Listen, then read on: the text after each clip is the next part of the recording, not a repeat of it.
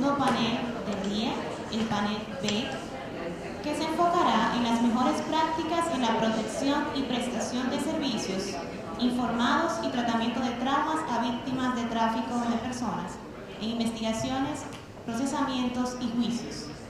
Nuestra moderadora para este panel es la jueza Maggie Floresca. Obtuvo su diploma en la Escuela Nacional de la Magistratura de Haití y su maestría en Tecnologías de la Información y Comunicaciones de la Universidad de Montreal.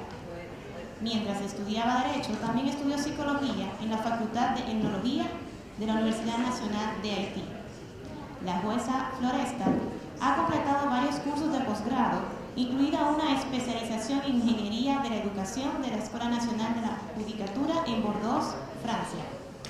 Ha asistido a muchos seminarios y conferencias sobre la trata de personas y ha obtenido varios certificados para formar sobre este tema.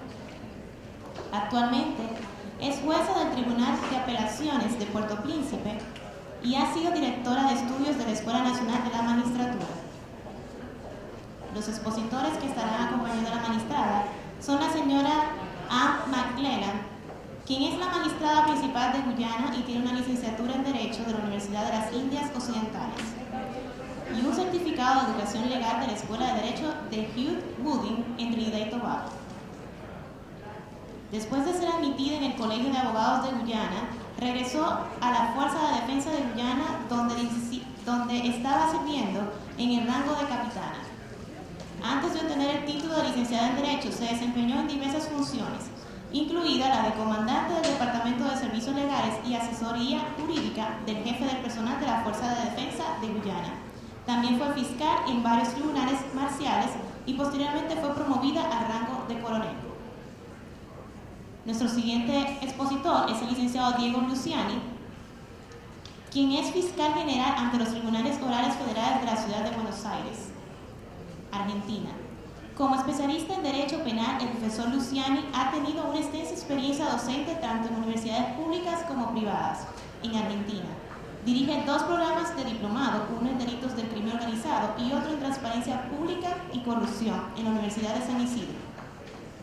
Es autor de los libros Trata de Personas y otros delitos relacionados, de 2015, y Criminalidad Organizada y Trata de Personas, 2011, así como de otras obras y publicaciones científico-jurídicas relacionadas con el crimen organizado.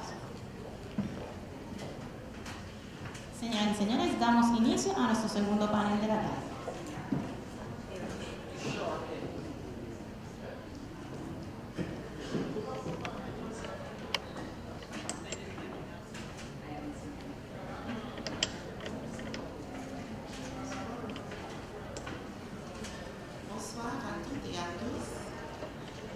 Merci de participer avec nous à ce panel, disons à ce dernier panel de la journée. Panel au cours duquel nous allons parler d'un sujet très important et qui a des enjeux considérables dans la lutte contre la traite des personnes.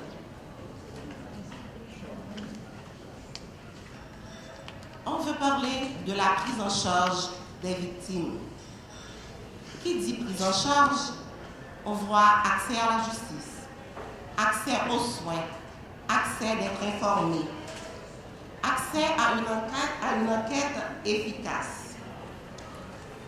Et c'est en ce sens que nous accueillons cet après-midi l'honorable Mac Lemon de la Guyane et l'honorable procureur de la République,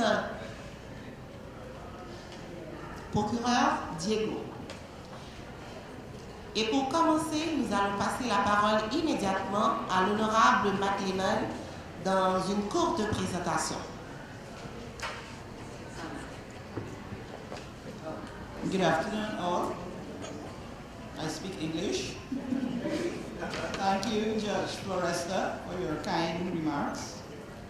And this afternoon, my presentation will be on the best practices in providing trauma-informed services and treatment of victims and witnesses in the investigative and judicial process. I may skip some of the slides as we have a time schedule, but you will have the gist of the presentation. The prosecuting of trafficking in persons is complicated, as we all know, as it is victim-based, and many times we have witnesses who are unable or unwilling to give the evidence, and therefore prosecution becomes very difficult.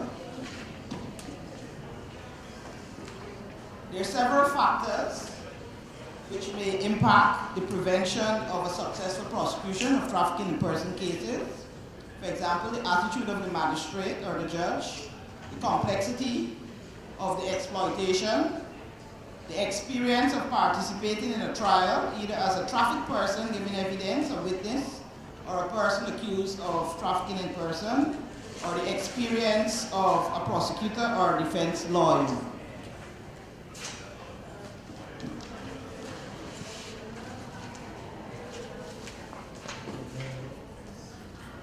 The aim of the presentation is to discuss the best practices in trauma-informed and treatment of victims and witnesses in the investigative and the judicial process in Guyana.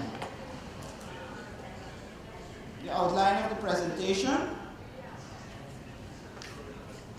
So in Guyana, the legal framework governing trafficking in persons is found in the Combating of Trafficking in Persons Act, Chapter 1006 of the Laws of Guyana.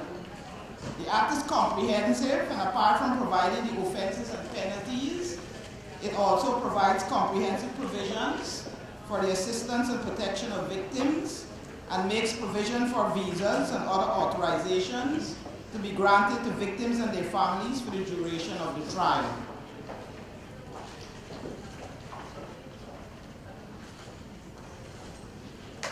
When the Act came into force in 2005, there were many investigations, but a poor success rate of prosecutions.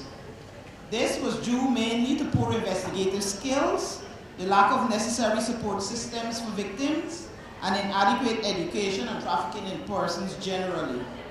However, presently, all the support systems are fully developed and functioning, and training was conducted for all stakeholders.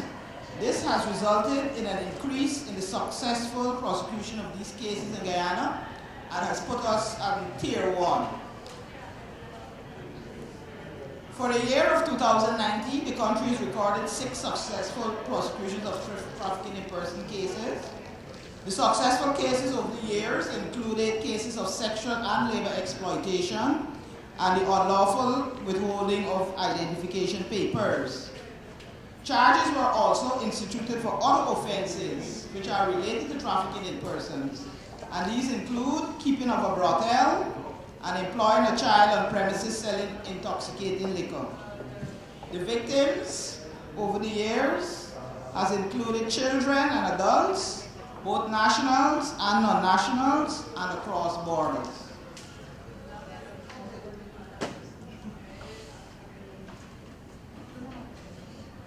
This afternoon I will highlight 3 cases from Guyana. And these were heard in the courts, and we were able to have convictions.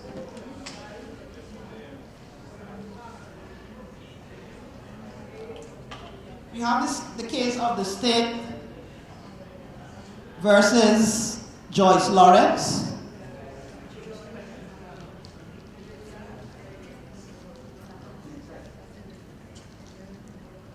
This case involved trafficking in persons, labor exploitation.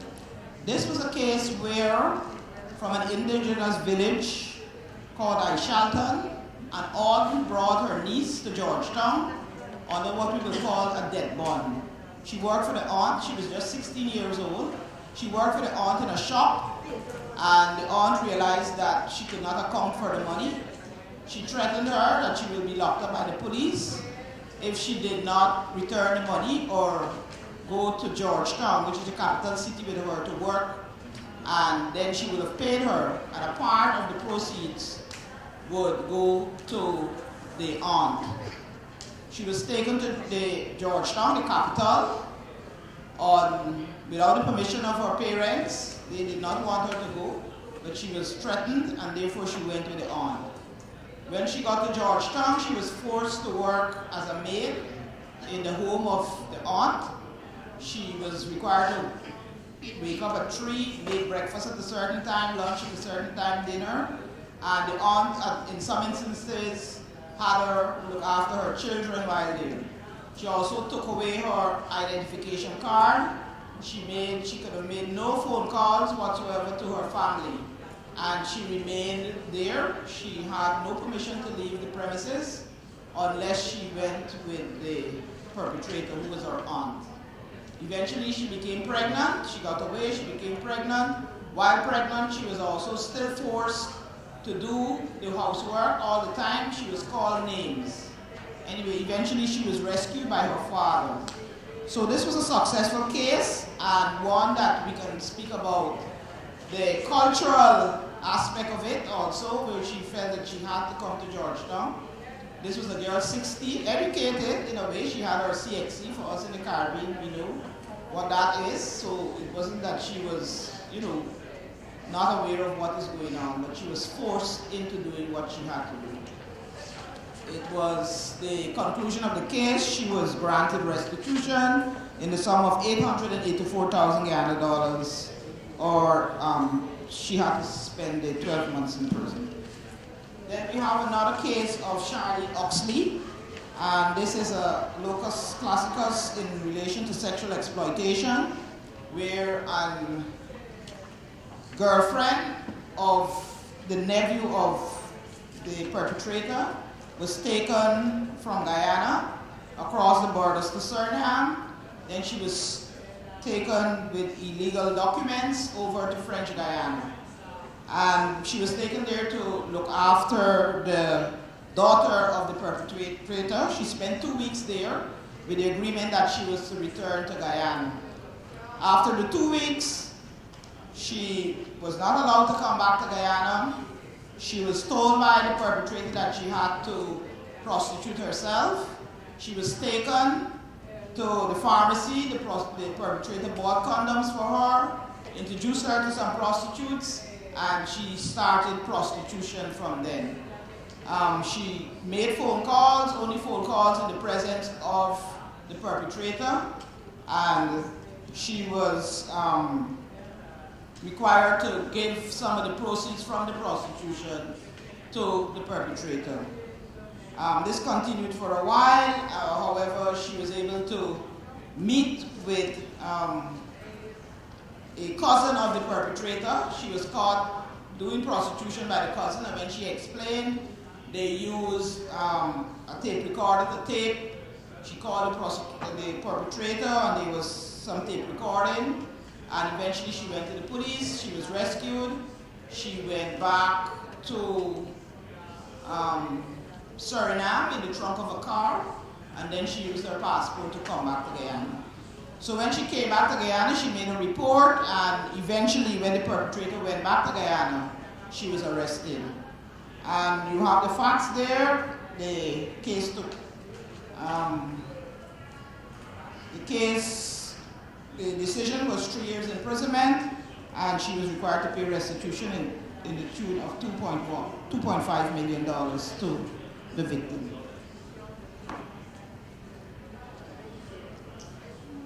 Then the final case is the state against Savita Pasad, and this involved Venezuelan nationals who came from Venezuela through Brazil into Letem, which is an interior location of Guyana, an immigration point. They came in, they were taken to the perpetrator's bar. She had a bar, and they were required, they asked for work. She asked for work, and she was given a room to rent, and she was forced into prostitution. And she had to give the proceeds, some of the proceeds from the prostitution, to the perpetrator. She was required to pay rent, and there were no sums involved because she never knew how much money she was owing, and she was just working and giving the perpetrator money. At one stage, she wanted to leave. She was not allowed to leave. The perpetrator said that she had to pay for the transportation to her place, and she had to pay for the rent, and she had to pay for food. Eventually, they reported the matter to the police. I'm saying they because it were two sisters, but I'm just highlighting one of the cases. And eventually, the perpetrator was charged, and she was sentenced to 5 years imprisonment and to pay restitution to the tune of $2.399,940,000. So this matter was a recent one. It commenced on March 12, concluded June 19 of this year.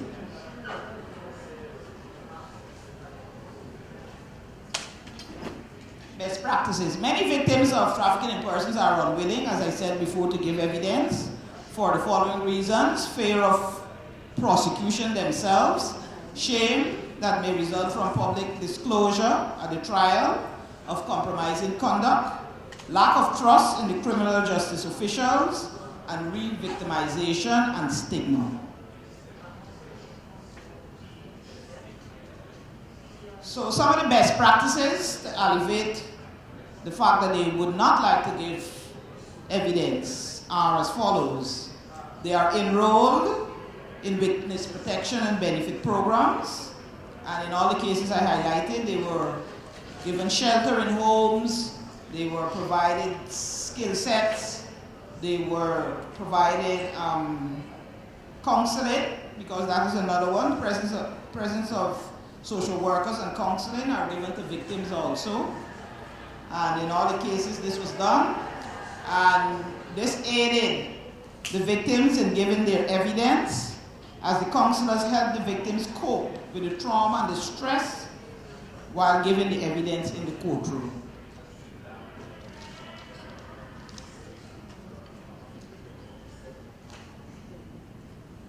Another best practice that is used in Guyana, there's a case management conference held before the commencement of each case. This is necessary for a number of reasons. The conference is conducted by the magistrate between the prosecution, defense counsel, and the social worker.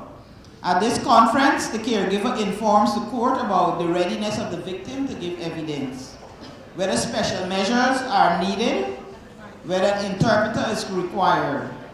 The court then briefs defense counsel about the conduct of the trial regarding the questions which will be inadmissible, especially in the case of child witnesses and sexual exploitation.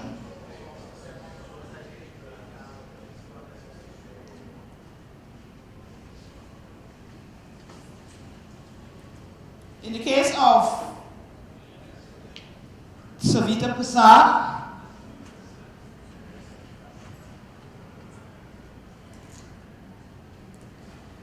the victim was a Venezuelan national, as I said before. She was afraid to give evidence, traumatized, and did not want to be in the same room as the defendant.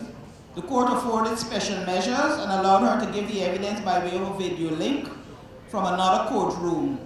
This proved very successful, as she was able to willingly give the evidence. In the case of Oxley, on the other hand, the victim requested to be in court to face the defendant, and the social workers reported that this played an important role in her healing process.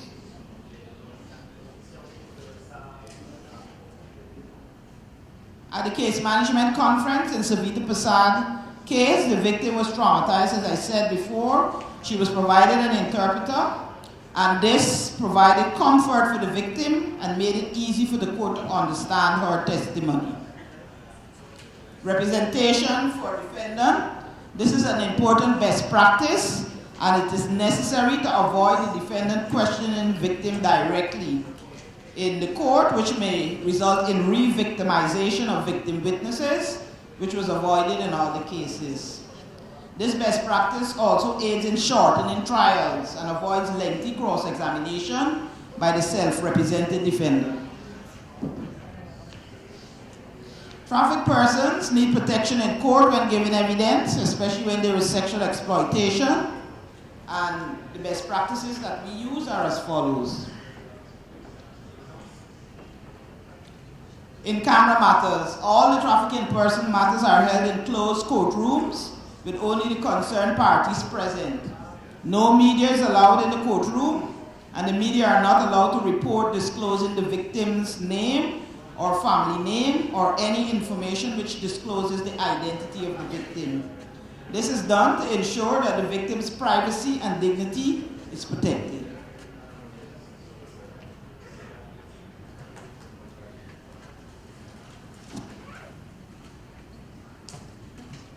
Avoid unnecessary repetition of testimony.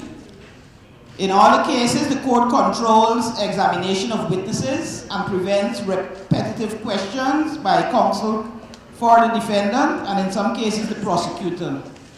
This practice was more pronounced in the Savita Prasad case because cross-examination lasted for many days, and when counsel returned, he was in the habit of trying to ask questions that were asked before, and this practice provided more comfort to witnesses while giving their evidence. And likewise, there is a requirement to protect the witnesses on the cross-examination. For example, in sexual exploitation, you do not allow the defendant to ask any questions of the victim of prior sexual activities, and consent. In some cases, consent is raised by defense counsel, and it is not relevant in accordance with the Act.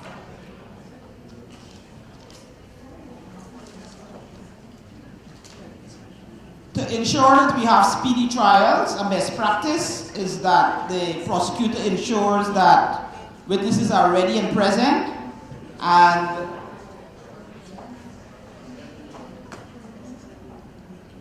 we ensure we have day-to-day adjournments in order to allow the matter to go speedily. And this also allows victims to remember what happened. The incident is fresher in their minds. And it also provides opportunity for victims, especially foreign victims, who want to return to their homes.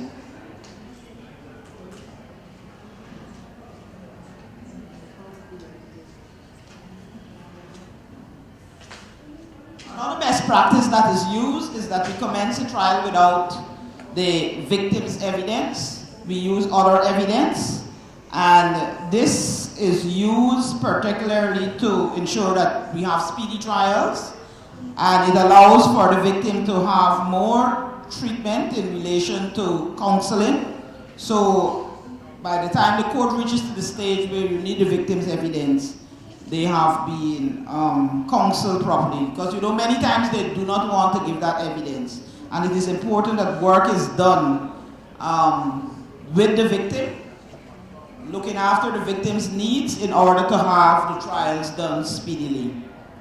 Another best practice is that you make the victim very comfortable, you allow them to sit during cross-examination, and this allows your trials to be less lengthy, because cross-examination in TIP cases, for those persons who have done any, you know that it takes a long time. Cross-examination, defense counsel wants to ask all the questions, and they get tired. So you allow the victims to sit, and if there's a video conferencing, of course, they sit during that period of time. Of course, a best practice is training of the prosecutors and briefing of witnesses.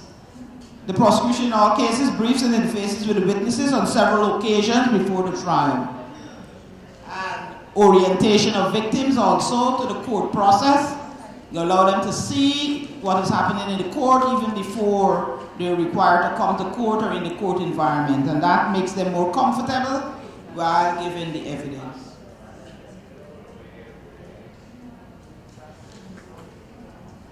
Of course, a best practice is to have your magistrates and judges trained, and all persons who are working as stakeholders within the system. All forms of training is important.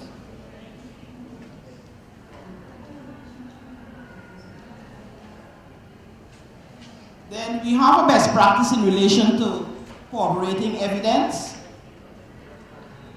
And in several cases, a key issue is that the victims give statements to the investigators which differ from what they say in court. Of course, research has shown that trauma can impact significantly on the memory and behavior of some trafficked persons. And this can lead to hostility, patchy memory, confusion, and the best practices are as follows. Prosecutors, as much as possible, should seek relevant, convincing, corroborative evidence. This can include video recording, forensic interview records, testimonies of investigators, arresting officers, social workers, medical doctors, and other eyewitnesses who have personal knowledge of the circumstances leading to the incident.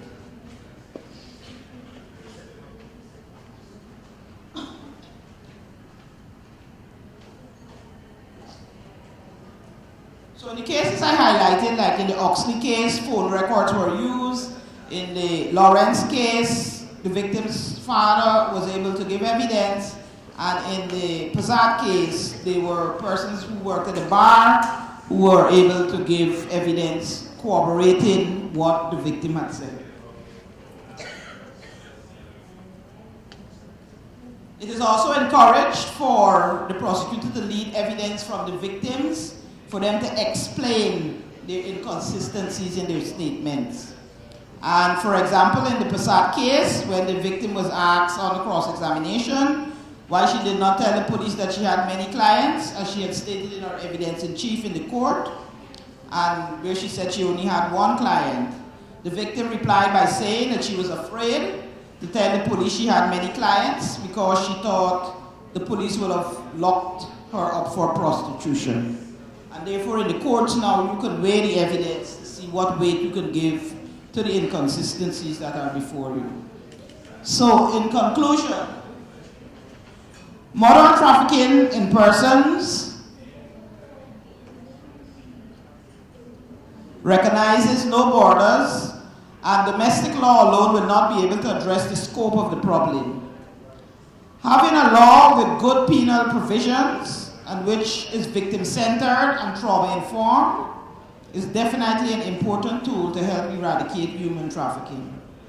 Having a good case, a good lawyer, and a good judge or magistrate can definitely boost the chance of getting a conviction. Also, training for investigators, judges, magistrates, and prosecutors, and the provision of training materials will be a great boost to eradicate this transnational crime. The fact that Guyana has at least 6 convictions for the year is testimony to the work being done and the progress made by the judiciary and all stakeholders in relation to trafficking in persons. Since trafficking in persons is a transnational crime, commitment from both domestic and international stakeholders is necessary, and forums like these, which aim to have a coordinated network within Latin America and the Caribbean, by sharing experiences and best practices, can greatly enhance capacity and knowledge on how to improve instituted programs and measures in place, as well as to strengthen the fight and take the necessary steps in the eradicating of this syndicated global crime of human trafficking. Thank you very much.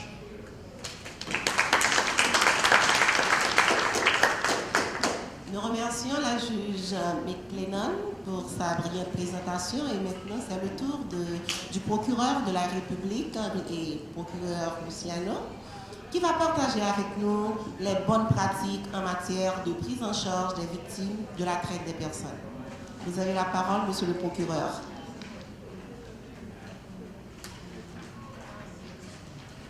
Bueno, ¿qué tal? Buenas tardes a todos. Les pido que tengan un poco de paciencia, sé que están un poco cansados ya después de una jornada bastante intensa, pero bueno, les pido que tengan un poquito de paciencia. Muchas gracias por la presentación, muchas gracias por la invitación también, por estar acá. Es un honor poder participar en este panel. Les quiero contar un poco cuál es mi experiencia Mi experiencia data del año 2008, que fue cuando se sancionó la ley de trata de personas. En ese momento yo era fiscal federal en una ciudad de la provincia de Buenos Aires, la localidad de Mercedes. Y la ley de trata en nuestro país, que en el año 2008 se había sancionado recientemente, y realmente nosotros no conocíamos de qué se trataba. Y realmente empezamos a trabajar a partir de esto, sin demasiada capacitación, y creo que nuestro país ha avanzado mucho en la temática, no solamente a nivel legislativo, sino también en la misma práctica. Hemos avanzado y después vamos a ir viendo los avances que hemos tenido en el rescate de las víctimas, en el tratamiento de las víctimas, en la cantidad de procesamientos y la cantidad de condenas que hemos tenido en nuestro país a lo largo de estos años desde que se sancionó la ley de trata 26364, que luego sí fue modificada por otra ley, la ley 26.842. Entonces mi experiencia comienza desde ese lugar y realmente podremos mostrar muy buenas experiencias, pero me parece que lo importante acá para analizar es mostrar cuáles fueron las falencias o qué falencias empezamos a observar, porque de las falencias nosotros empezamos a trabajar. Si nosotros mostramos solamente los buenos resultados, nos quedaremos con esos buenos resultados. Pero creo que también tenemos que pensar en ciertas falencias que hemos visto. En primer lugar, tenemos que decir que, y esto lo sabemos todos, la trata de personas es un delito gravísimo. El mundo se ha preocupado por este grave delito, y se ha preocupado por este grave delito por la afectación a los bienes jurídicos tutelados de esta actividad. La trata de personas se nutre de los sectores más desprotegidos, se nutre de la pobreza, se nutre del subdesarrollo, se nutre de la ignorancia, de la discriminación, se nutre de la inocencia de los niños, y esto es lo que hace absolutamente despreciable este delito desde cualquier punto que se lo vea. Que se supediten bienes jurídicos como la libertad, la dignidad del ser humano, la igualdad, el derecho a formar una familia, la identidad, la salud, a un simple beneficio económico, es lo que convierte a esta acción en una acción absolutamente vil. Y desde ese lugar es donde nosotros tenemos que trabajar como fiscales y como jueces, tenemos que trabajar desde este lugar. Porque fíjense que la explotación no es el fin del tratante. La explotación es el medio. El fin del tratante es el fin de lucro, es el beneficio económico. Entonces, tenemos que entender que esta es la perspectiva que tenemos que darle a este delito. ¿Y por qué digo esto? Porque todavía sigue habiendo una cultura de no reconocimiento de este delito. Sigue habiendo una cultura que tolera este delito, que no lo ve tan grave a este delito. Y esto nosotros lo vemos en las investigaciones, porque esto, sin lugar a dudas, lo que hace es dificultar la visualización, dificulta la investigación y dificulta también la represión de este delito. En Argentina hablaba de la transnacionalidad. Está claro que se trata de un delito transnacional. El 54% de las víctimas que son rescatadas son víctimas extranjeras. 54. El resto de las víctimas son víctimas interregionales, interprovinciales, que fueron captadas en lugares que son generalmente de necesidades que no se cubren, necesidades básicas. Y la característica que vemos siempre en este delito es la vulnerabilidad. La vulnerabilidad de la persona, de la víctima del delito. Y esta vulnerabilidad es aprovechada por las organizaciones criminales. Esta vulnerabilidad es lo que les facilita la captación a las víctimas. Pero esta vulnerabilidad se acrecienta, y acá empezamos a hablar del trauma, con el proceso de trata. Las víctimas del delito de trata, los efectos demoledores que tienen las víctimas de trata son parecidos o similares a lo que sucede con la tortura. Se anula la autoestima, se anula la capacidad de reacción, la reacción emocional, hace perder conciencia de la propia situación en la que se encuentra, entre otros tantos problemas. Por eso hablaba y nos decía, bueno, es muy difícil que desde la perspectiva de un juez o de un fiscal, sin la ayuda de un equipo interdisciplinario, hacerle ver a la víctima en la situación en la que se encuentra. Y yo, como dije, tengo las dos visiones. Tengo la visión como fiscal de instrucción, fiscal que investigó hechos de trata de personas, y tengo la visión como fiscal de juicio ahora, actualmente. Y hay varias situaciones que a mí me llamaron la atención durante estos años. Insisto, hemos progresado muchísimo, pero todavía me siguen llamando la atención algunas cuestiones. La primera situación que me llamó la atención es que estas organizaciones trabajan en forma de redes. Estas organizaciones están enquistadas en el seno de la sociedad, tienen relaciones con la sociedad, tienen relaciones con funcionarios, se relacionan con funcionarios. Y cuando hablo de red, lo que digo, y es para explicarlo bien gráfico, ellos actúan como una red. ¿Qué es lo que hacen primero? Tienden sus redes, captan a sus víctimas, una vez que están captadas las enlazan y le es muy difícil a la víctima salir de esa situación. Le es muy difícil salir de esa situación y muchas veces nos preguntamos, pero ¿por qué no se puede ir? Porque no puede, porque no tiene plata, porque no sabe dónde está, porque tienen deudas, porque tiene la familia amenazada. Por eso no se van. Y esto todavía se sigue discutiendo a veces. Y a veces los jueces y los fiscales nos preguntamos esto. Nosotros deberíamos actuar en forma de red. Nosotros debemos trazar relaciones con ONG, con funcionarios. Porque si la forma de actuar del crimen organizado es esa, nosotros deberíamos actuar de la misma manera. Actuar como actúa el crimen organizado. La red global que hay en Europa es una muestra clara de esto, que es para promover y acelerar la cooperación de asuntos penales. Cada país tiene un punto focal, cada país tiene un representante. Entonces yo sé que en España el representante es tal persona, me comunico en forma directa para acelerar el trámite de los asuntos penales. Y esto es muy bueno. El otro tema que me llamó poderosamente la atención es la indiferencia en la sociedad. Porque acá también nos tenemos que hacer cargo de la indiferencia en la sociedad. Los centros clandestinos de prostitución que fueron allanados, donde se rescataron las víctimas, eran lugares que se encontraban asentados durante 10 años y nadie hizo nada. Eran prostíbulos, eran cabaret públicos y la sociedad no hizo nada.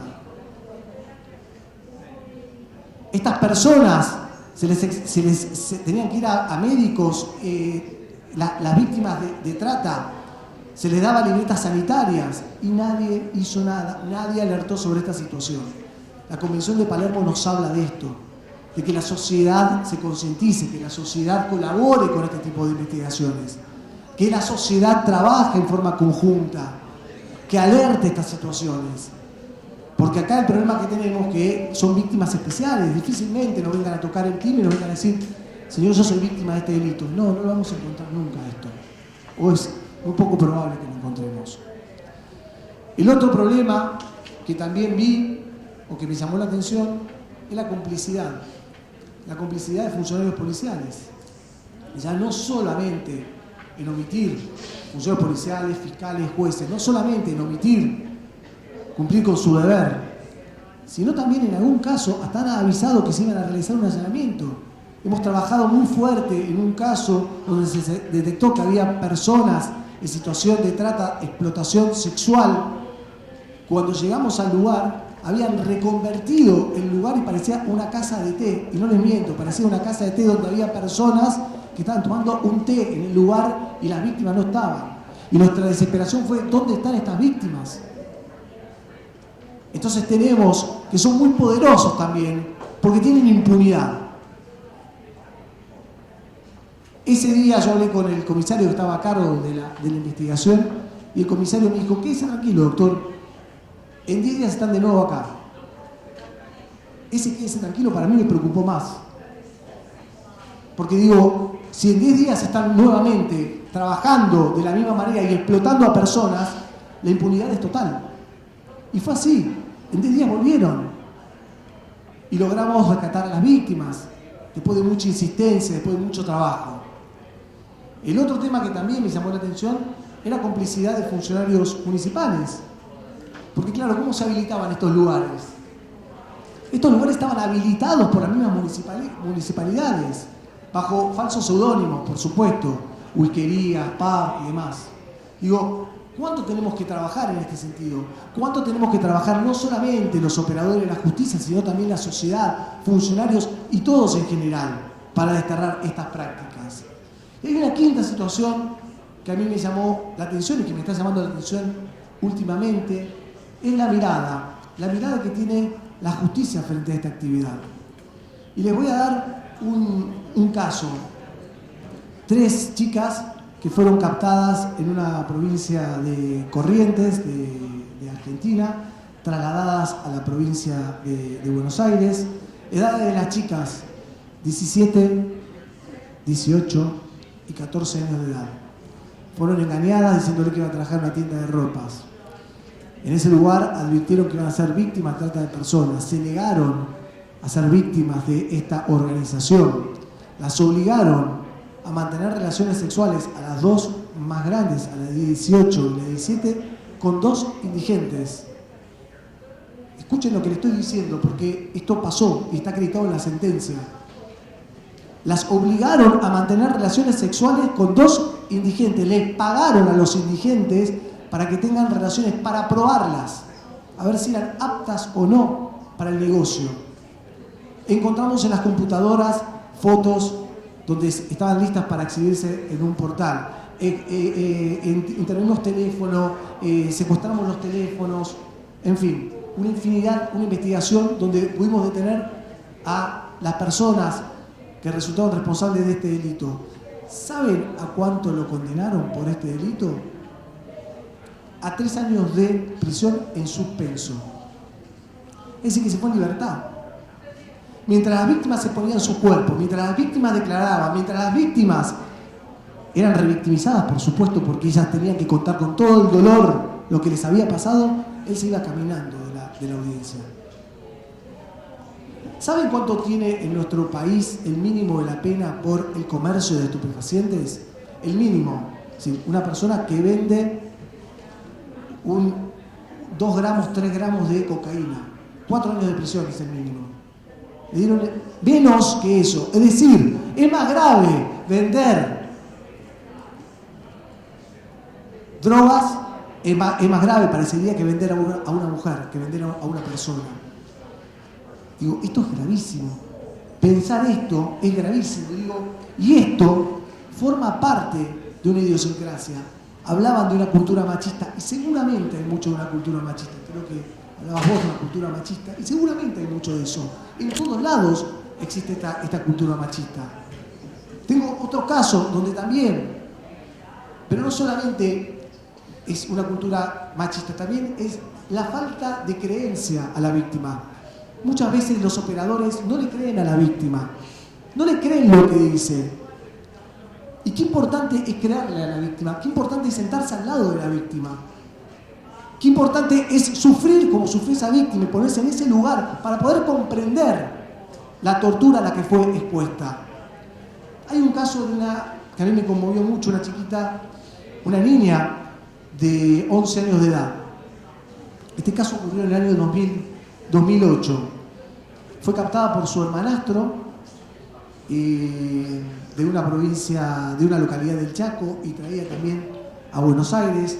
Primero empezaron con los malos tratos, una situación absoluta de explotación laboral, les hacía dormir en una cama de piedra, no podía comer, comía los restos que le dejaba la familia. Y eso fue todo el proceso de Ablande. Y después fue introducida dentro de un círculo prostíbulo y después fue introducida en un centro de explotación sexual. En ese momento tenía 12, 13 años ella, cuando ingresa a este lugar. Intentó escaparse 3-4 veces, siempre fue retenida por sus captores. Y hay algo que ella siempre dijo y repitió durante muchísimo tiempo, y es que este prostíbulo quedaba a 20 cuadras de su casa, de la casa donde estaba ella, donde era también explotada laboralmente. A 20 cuadras. Nadie le creyó durante muchísimo tiempo. Ella peregrinó por distintas instituciones, se escapó finalmente y siempre contó su misma versión. Siempre fue coherente. Nosotros recopilamos su pasaje por todas las instituciones. Creo que estuvo en más de 15 instituciones. Ha intentado suicidarse en 3 o 4 oportunidades. ha sido abusada después sexualmente, nuevamente. Digo, una vida tremenda. Y nunca se le creyó. La causa fue archivada, la causa volvió a ser archivada, después fue revocada, finalmente una ONG empezó a patrocinarla a la niña y la causa avanzó hasta que llegó a juicio. Y llegó a juicio casi sin creerle, sin encontrar el famoso prostíbulo. Claro, y esta era la cuestión. Y no encontramos el prostíbulo. ¿Pero qué quiere decir que no lo encontraron? ¿No le estamos creyendo lo que dice la víctima? ¿La víctima no es verosímil cuando declara? ¿La víctima no es lógica? ¿Tiene contradicciones? La cuestión que ella fue creciendo con un proceso judicial que nos llevó a nosotros ya cuando ella ya era mayor. Y lo primero que hicimos es, bueno, acercarnos a ella. Por supuesto, con los medios adecuados, con el programa de rescate que nosotros tenemos, que es un equipo interdisciplinario que trabaja muy bien, nos acercamos a esa víctima. Y le empezamos a comentar un poco qué es lo que va a pasar. Y ella nos dice, yo quiero declarar. Yo quiero contar mi verdad. Nunca había declarado, sino que habían hecho una cámara Gesell, pero fue una cámara Gesell de muy poco tiempo. Es decir, tenemos una prueba endeble si nos quedamos con eso. Yo quiero declarar. Yo quiero declarar y quiero contar mi verdad. Quiero contar mi verdad. Nadie me creyó nunca. Declaró. Ese interrogatorio fue tremendo porque las defensas se persistían en preguntarle cuestiones que hacían a su intimidad, donde tuve que intervenir varias veces. Hasta en un momento hizo una pregunta sobre un abuso sexual que había tenido en otro momento, que no era objeto del proceso, y el defensor, yo le objeté la pregunta y el defensor dijo, bueno, la víctima ha hablado de tantos abusos, ¿qué le hace contar un abuso más? ¿Cómo que le hace contar un abuso más? Es tremendo lo que me estaba diciendo ese defensor. Y era tremendo también la mirada del tribunal. ¿Y qué hicimos nosotros? Nosotros le creímos. Nosotros le creímos, todo lo que dijo le creímos. Y fuimos a buscar ese bendito prostíbulo. Claro, las tareas de inteligencia que se realizaron para buscar el prostíbulo, las tareas de campo, fueron realizadas en el año 2013. Nosotros advertimos que en el año 2011-2012 había habido distintos procedimientos y se había allanado distintos lugares en la zona. Uno de esos lugares, en el año 2011, uno de esos lugares quedaba a 20 cuadras de la casa de la niña, que mencionaba la niña. Fuimos a buscar esa investigación, esa causa. Esa causa había cerrado el prostíbulo, por eso nadie lo encontraba, y había videos. Y pudimos acceder a esos videos, y encontramos que la niña nos estaba diciendo lo mismo, la misma descripción que surgía en el video. Se perdió muchísimo tiempo. Sin embargo, se le creyó. Le creímos a la víctima, con la ayuda de un equipo interdisciplinario que nos ayudó también, y el resultado fue la condena. Pero claro, no fue una condena por trata. Fue una condena por explotación laboral, y no fue una condena por trata. A una pena de 4 años, y ya, como había estado detenido, salió en libertad ese día. Nuevamente, ¿cómo le explicábamos nosotros a esa víctima lo que había pasado?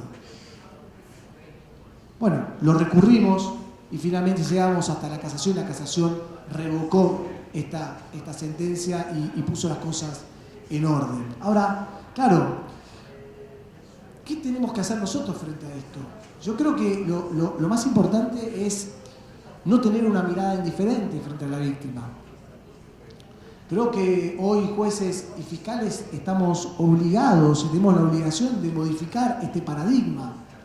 La Convención de Palermo nos habla justamente de prevenir el delito y también nos habla de proteger a las víctimas. Nosotros no podemos analizar la conducta de la víctima desde el prisma de un juez o de un fiscal. Es decir, nosotros lo que tenemos que hacer es ponernos en el lugar de esa víctima.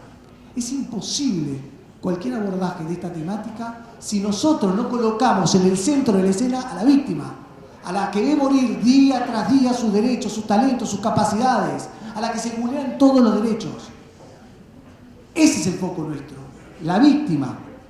No nos alcanza con mirar un expediente, con leer un expediente, lo que declaró una víctima. No nos alcanza con mirar fotos, no nos alcanza con ver un video.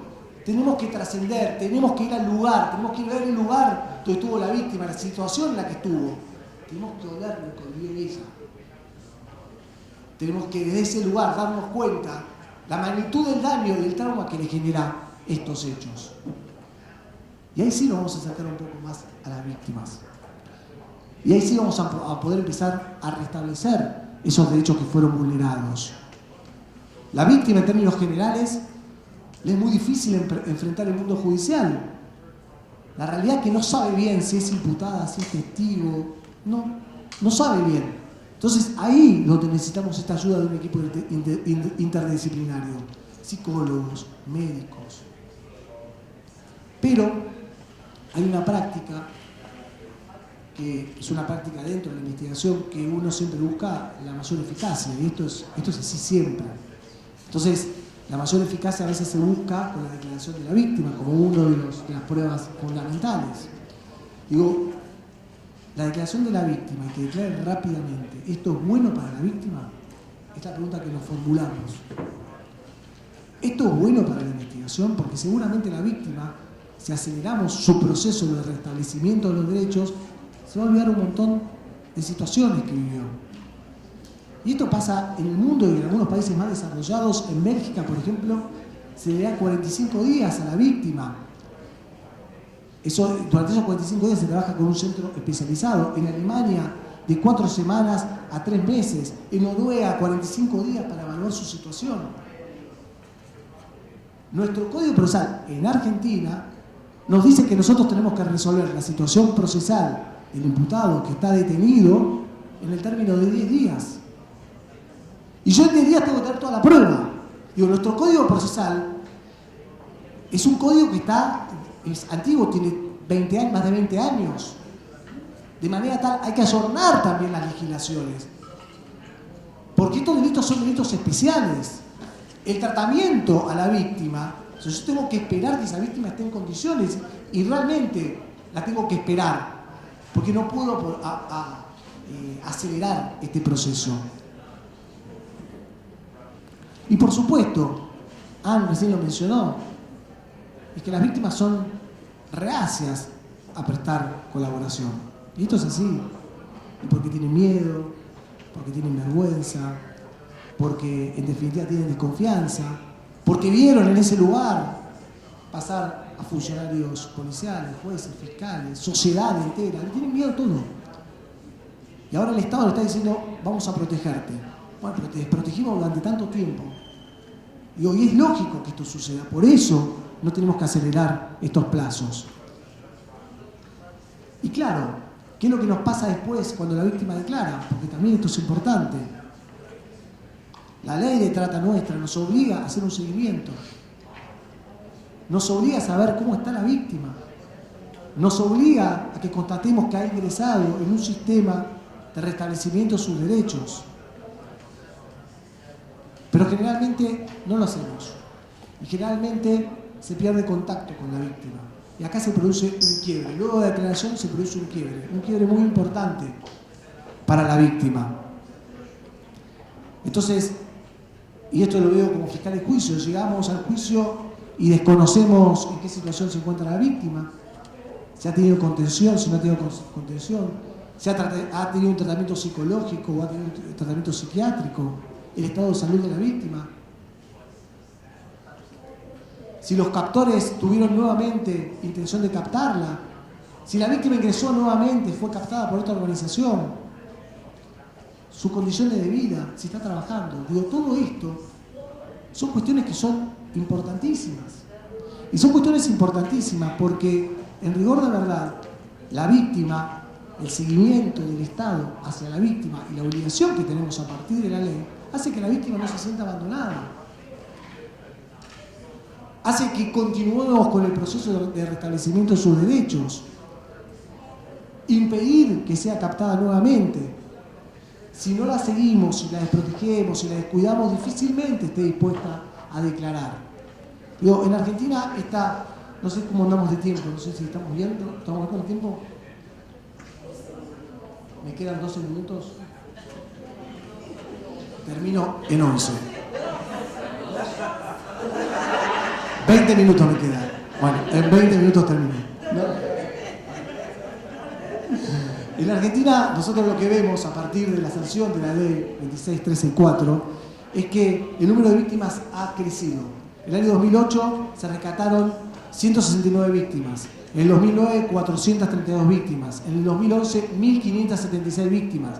En el 2013, 1.756 víctimas. En el 2015, 2.110 víctimas. Digo, esto es muy importante. Hay un estudio empírico realizado en Argentina por el Ministerio de Justicia del año 2012 que nos decía que las víctimas en situación de trata, ya sea con explotación laboral o explotación sexual, ascendían a un número de 10.000 personas en el año 2012. ¿Qué es lo que vemos nosotros? Nosotros vimos un quiebre después. En el año 2016 bajó el número, 666 víctimas rescatadas, y luego volvió a subir. 1.200 víctimas en el 2017, 2018, 1.400 víctimas, y en lo que va del año, hasta marzo, 599 víctimas rescatadas. Digo, ¿por qué fluctúa el número? No, me pregunto por qué fluctúa. Porque no creo que tengamos menos casos, o no creo que haya menos víctimas en situación de trata. Yo creo que fluctúa porque forma parte de las investigaciones y de la importancia que le damos a estos temas.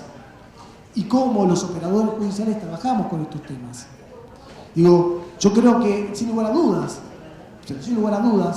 una de las estrategias fundamentales es justamente esto, rescatar a las víctimas que se encuentran en esta situación. El 90% de las víctimas, o más del 90%, son víctimas en una situación extrema de vulnerabilidad. Y esto es aprovechada por las organizaciones criminales.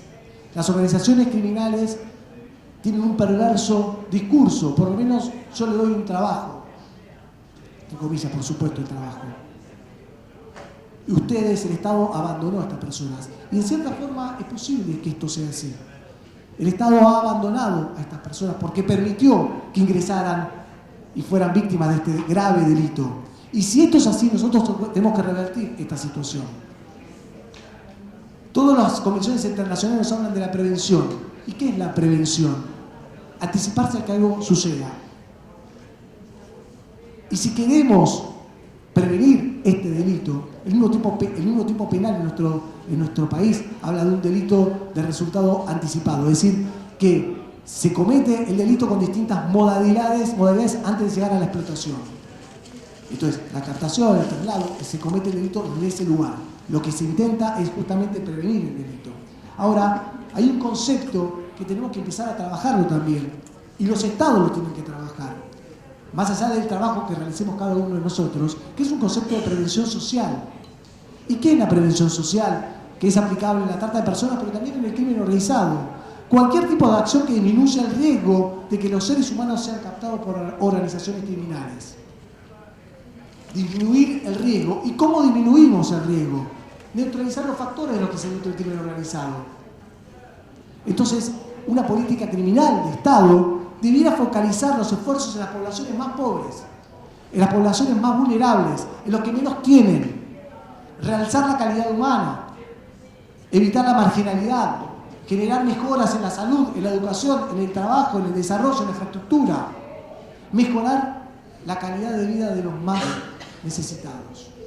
Estoy seguro que el cabal cumplimiento de estos derechos es la herramienta preventiva más eficaz para combatir al crimen organizado. Muchas gracias. Nous remercions le procureur Luciani pour ce partage d'informations et de meilleures pratiques sur la traite. Mais vous savez maintenant, dans la plupart des pays, on utilise la stratégie 5P. On parle de prévention, on parle de protection, on parle de partenariat, on parle de prise en charge et de poursuite judiciaire. Mais maintenant, l'honorable juge McLennan, j'ai envie de vous demander comment ça se passe, puisque nous parlons de prise en charge, d'assistance. parce qu'il y a trait à la traite des personnes, j'ai envie de vous demander comment la prise en charge se manifeste au niveau de votre tribunal ou de votre juridiction, disons au niveau de la Guyane. Comment vous protégez vos victimes?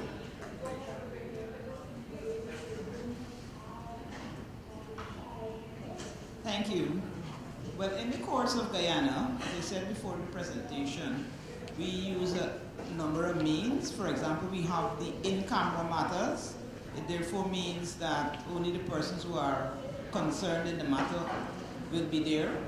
We have no reporters to report anything that will lead to the identity of the victims. In the courtroom, we also provide, well, not in, but out of the courtroom, we also provide the special measures for the victims. We have the video conferencing. They can give evidence by Skype. It means that if they go back to their homes, we can still have the evidence taken, and the matter is not dismissed because they go back home in the cases of the victims who come from overseas. Also, within the courtroom, the trial is controlled by the magistrate in that certain questions, as I said before, if for example it's a sexual exploitation, we don't allow defense counsel to go down a certain line of dealing with the prior sexual conduct of a victim which is not relevant to a trafficking in person sexual exploitation in any way. And we also allow, or we prevent, defense counsel from repeating questions like that. So those are some of the ways that we try to protect the victim witness while in the courtroom.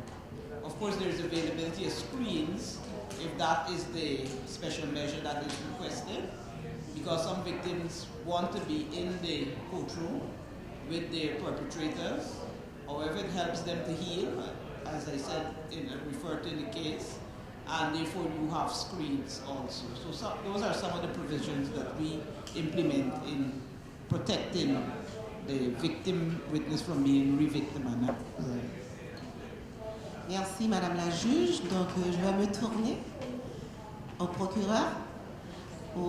J'aimerais vous demander, j'ai vu dans votre présentation, vous avez beaucoup parlé de la déclaration, des déclarations de la victime. Mais auriez-vous, je dirais, d'autres techniques, en fait de nouvelles techniques pouvant aider à identifier les victimes de traite? Parce que généralement, ça pose problème, l'identification de ces victimes.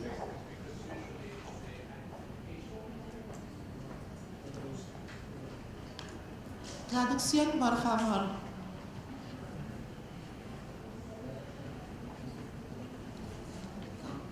Oui, j'aimerais vous demander, oui, vous avez parlé dans votre présentation de la déclaration des victimes. En fait, j'ai pu remarquer que vous avez donné beaucoup d'importance à ces déclarations.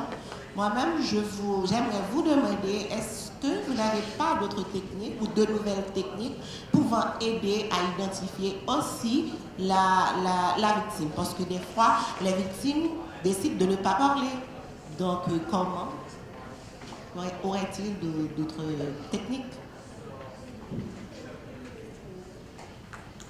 Sí, en rigor de verdad, la declaración de la víctima es una de las tantas pruebas que hay en el proceso penal.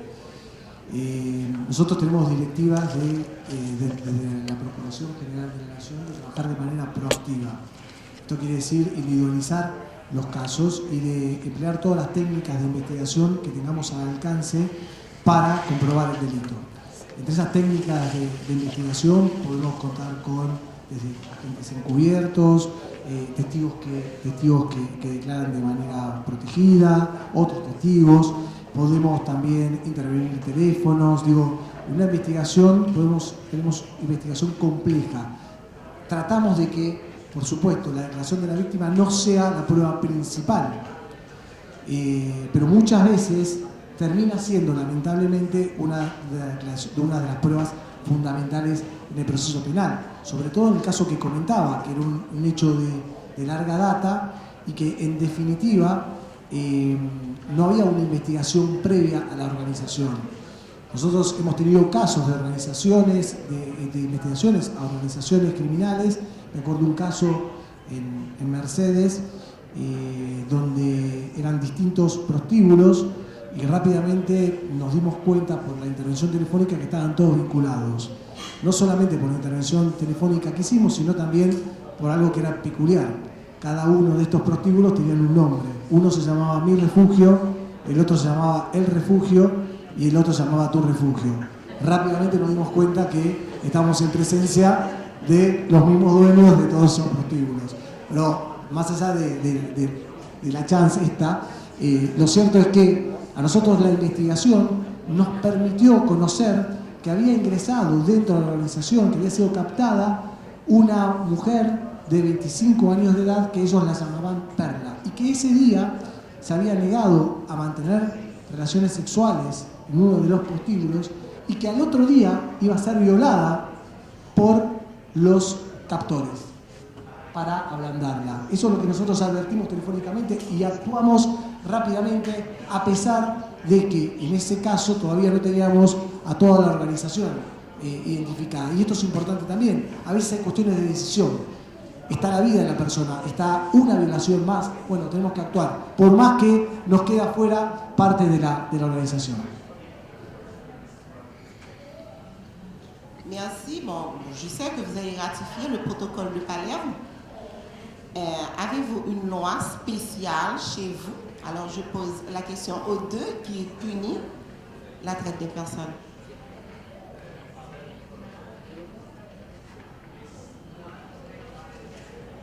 Sí, está penalizada la trata. Sí, ratificamos el protocolo de Palermo, está ratificado.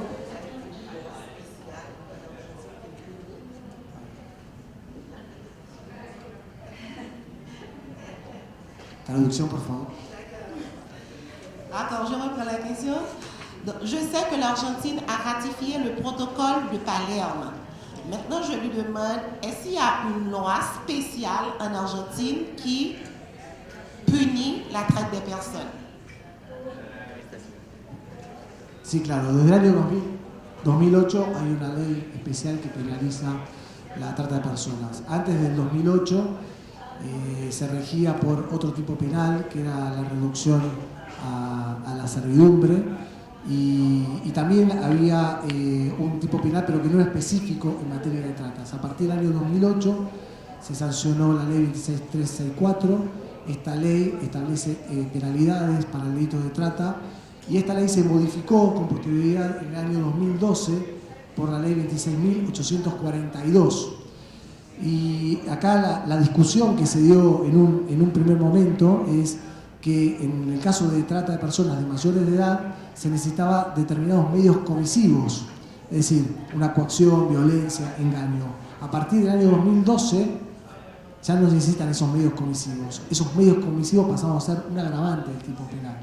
Y por supuesto también se agravaron las penas en el año 2012. En el año 2008 las penas eran más bajas, tenía un mínimo de 3 años. En el año 2012 se modificaron las penas y el mínimo es de 4 años. Merci, j'adresse la même question à Madame la magistrate.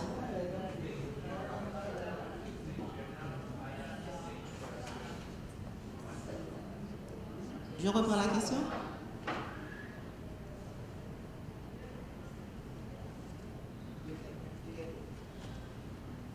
Thank you. In relation to the laws, we have from 2005, the Combating and Trafficking in Persons Act.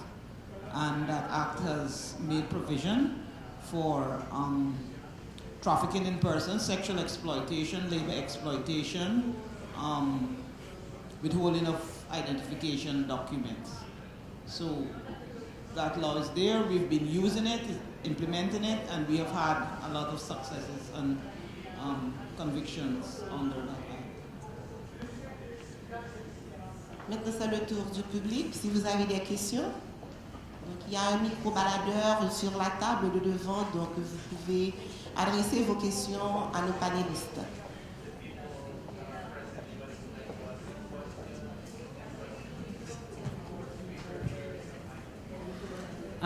Good afternoon, everyone.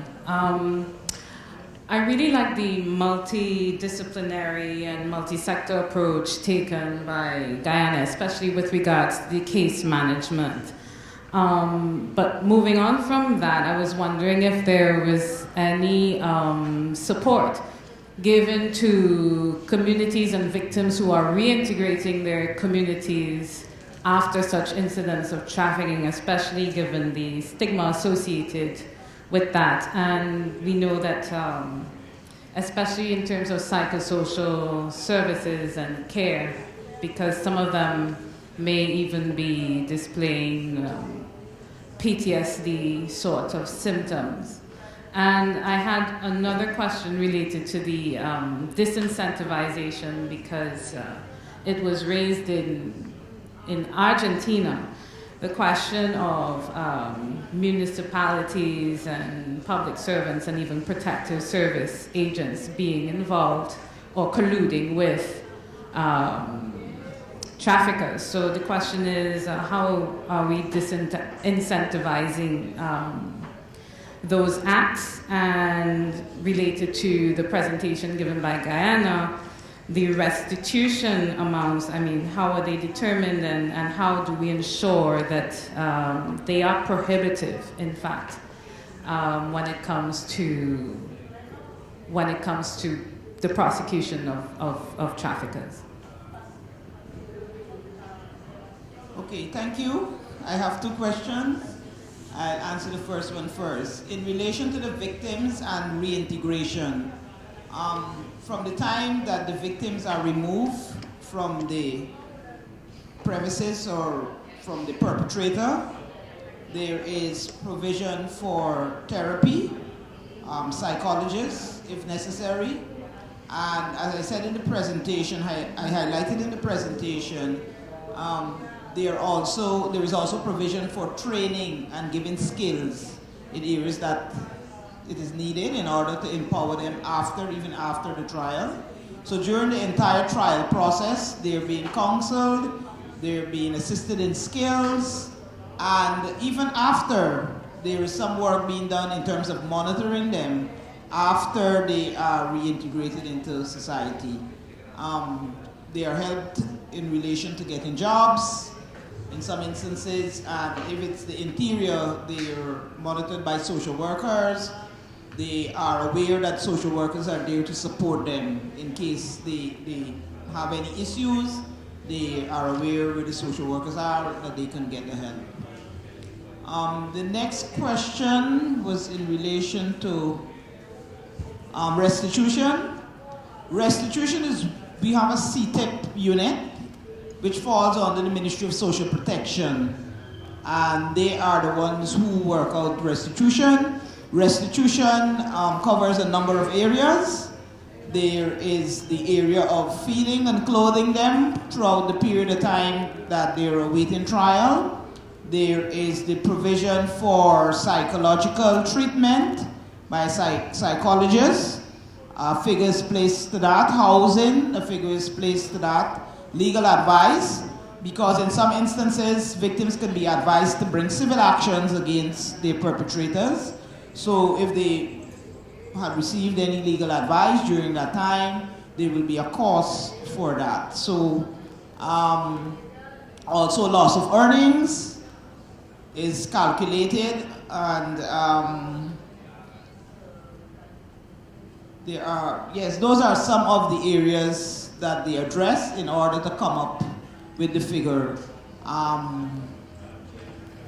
Basically, that is what is done. Is presented by the social worker, who comes and says, this is what has been expended, and the court looks at it. There's a breakdown, and then it is awarded. Enforcement, there's some difficulty there, but once the sentence is made, they either enforce, but it's restitution along with imprisonment. So it's a matter of, if they have the restitution at the time, if it's restitution alone, they're required to pay it immediately. And in relation to the sentencing and restitution, I have not quite seen that work as yet, but they will be required to pay. creo que una parte de la pregunta era para mí también, ¿no? El tema de... Sí. Mirá, el trabajo fue creciendo. Nosotros en un primer momento nos conformamos con las investigaciones de los tratantes, los encargados de manipular a la víctima, que tenían captadas a las víctimas. Se centraba ahí en las investigaciones en un primer momento. Después empezamos a advertir que la habilitación que se le daba para justamente poder explotar a sus víctimas o las víctimas, no podía no haber un desconocimiento de lo que pasaba ahí adentro.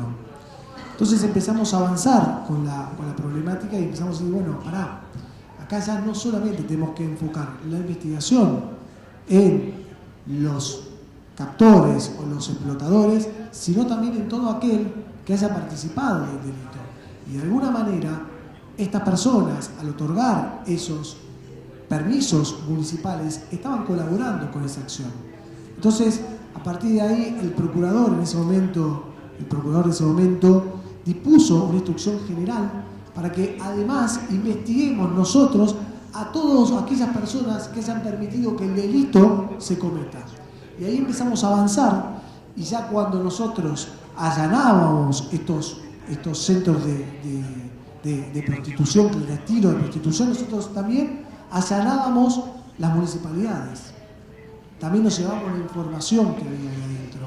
Y esto a nosotros nos empezó a permitir avanzar con las investigaciones. Ya no solamente de aquellos que en forma directa incidían en el delito, sino todo aquel que colaboraba y permitía que esto sucediera. A partir de ahí nosotros empezamos a trabajar. Ahora, ustedes me dicen, ¿fueron exitosos? Y yo no tengo muchos casos en los cuales se haya procesado o condenado a intendentes que autorizaron. Digo, es un tema que nos queda pendiente, pero que sí tenemos que trabajarlo, porque esto es quitarle los incentivos. Esta es la forma de quitarle los incentivos. No sé si está contestada la pregunta. Quelqu'un peut passer le microphone pour moi à l'arrière à Madame la Présidente. Fais passer le microphone à l'arrière, s'il vous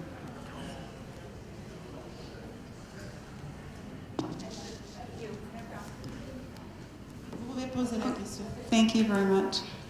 I'd like to thank both of the speakers. It's really helpful and illuminating to learn about the victim-centered practices in both countries and in Haiti as well. Just for the judge from Guyana, I'd like to learn more about the practice of prosecuting those who withhold identification. I understand there's a need to prove the intention of the trafficker to withhold identification for trafficking.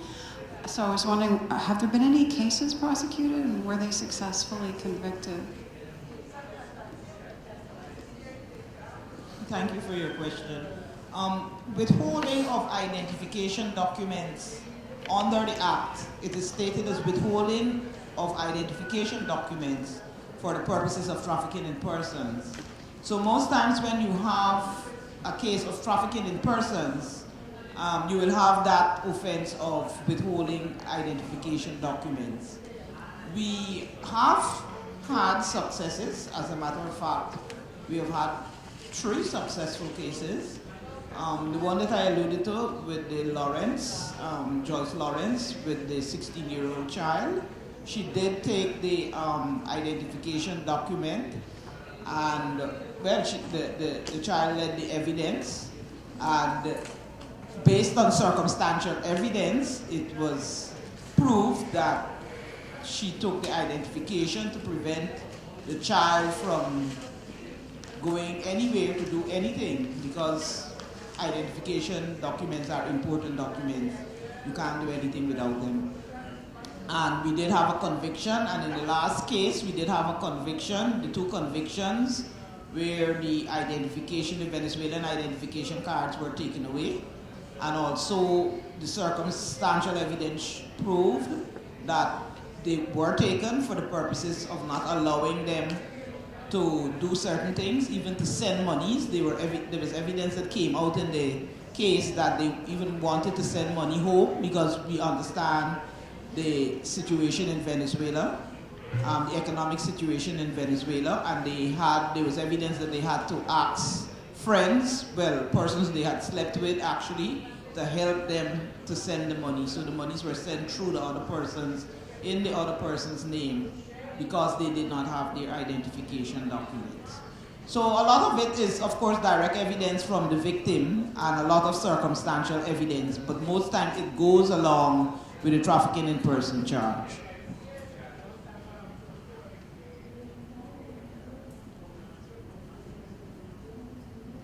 Pas d'autres questions?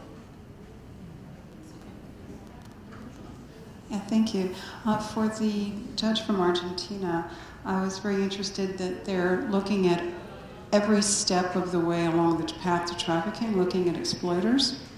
And I'm wondering, particularly in the case of officials, authorities either at the local or national level, have there been some successful prosecutions and convictions related to trafficking?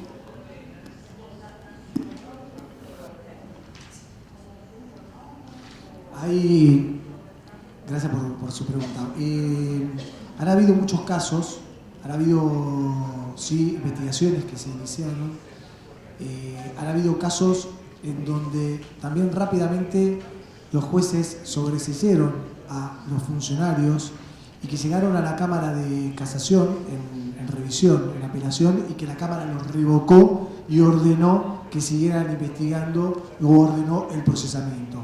Ahora, hay algunos casos también de funcionarios policiales que han sido condenados por estos delitos, pero no tenemos un número fuerte. O sea, el número fuerte está en los tratantes, en los captores, y no tanto en aquellas personas que han facilitado de alguna u otra manera que se cometa el delito. Pero sí hay casos de condenas.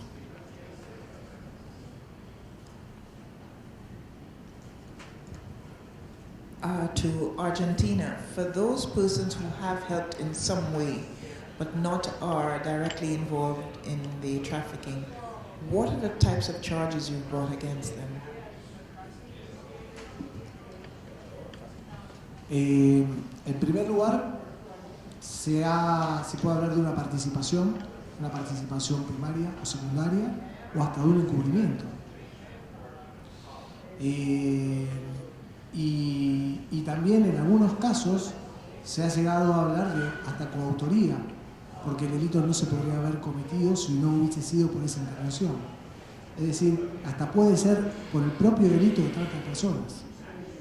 Dependerá del caso y habrá que ver la prueba que sustenta cada caso en particular. Pero digo, ellos se valen generalmente en que son actos que son legítimos. Bueno, yo habilité algo, yo no sé qué hacen ahí adentro. Ahora, este es el aspecto subjetivo. Ahora, después de 10 años de estar en ese lugar, todos saben, en un lugar chico, que una ciudad chica, saben lo que pasa en estos lugares. De hecho, en uno de estos casos había una niña de 14 años en situación de trata. Esto no se puede desconocer. La propia lógica. Es absurdo pensar que no lo conocían. Y ahí hay que construir la prueba, por supuesto.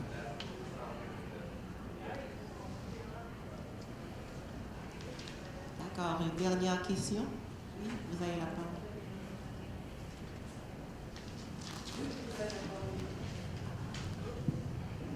I wanted to share with you a practice I observed in courts in New York City, and I guess I can make it a question by asking your reaction to this. But it was a specialized human trafficking court, so all the young women who came to court had been charged with a prostitution offense, and the deal that the court offered them was they had social services there, and a large percentage of the women, over 50%, were in the United States illegally, mostly from countries in Asia. And they had social services and legal services there who spoke all the different Asian languages. And the deal was, if you agree to meet with social services 4 times, then we will erase your convictions, so you will have no criminal conviction. And the hope was that those 4 meetings would connect them to services, and if they weren't ready to use them to escape then, that they would at least have some kind of relationship, some sort of, as you said earlier, network, as you said, Detective Luciani, so that when they were ready to escape from the life that they were in, that the hope was that they would contact these people and use the services to get out. Is that the kind of thing you mean when you suggest a network to respond to the organized crime network that is running these cases?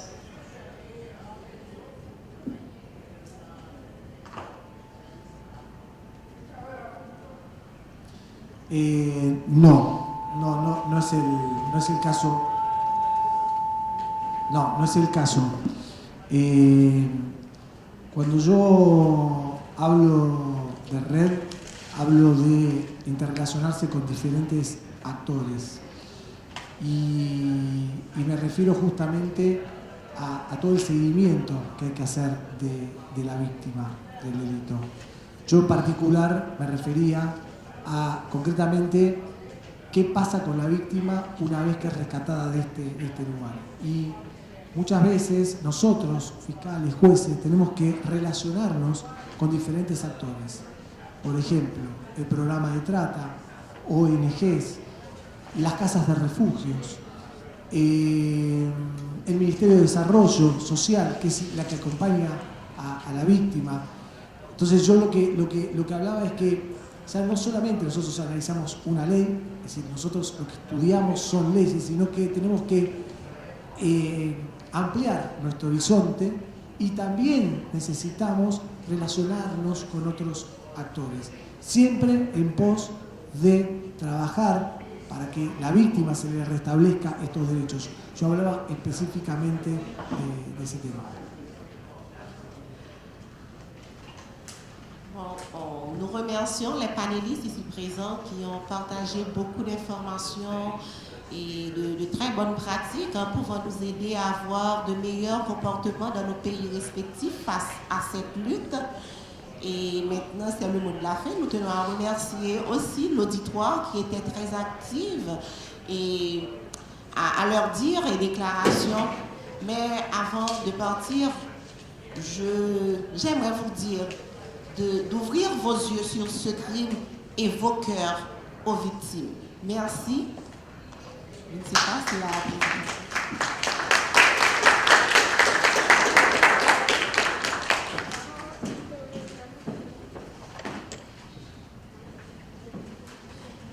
De esta forma finalizamos las actividades vespertinas de esta conferencia regional sobre la trata de personas en el Caribe y América Latina, correspondientes al día 1.